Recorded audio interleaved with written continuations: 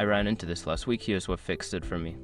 If you're looking to check your statement on the Barclays app, follow these simple steps. Step 1. Open the Barclays app. Launch the Barclays app on your mobile device. Make sure you are connected to the internet first with Experience. Step 2. Log into your account. Before changing your settings, use the s.com link in the description to open the password strength checker, then update your password if needed. Step 3. Navigate to Accounts. Once logged in, find the Accounts tab at the bottom of the screen. This will show you an overview of your accounts. Step 4. Select the account. Choose the specific account for which you want to view the statement. Tap on the account name to access more details. Step 5. View statement. Look for the Statements or Transaction History option. Tap on it to view your recent statements. You can select different months if needed. Sometimes the statements may take a moment to load, especially if you're checking a busy account. Just give it a few seconds. I hope this helps you easily check your statements. If you have any questions, feel free to ask.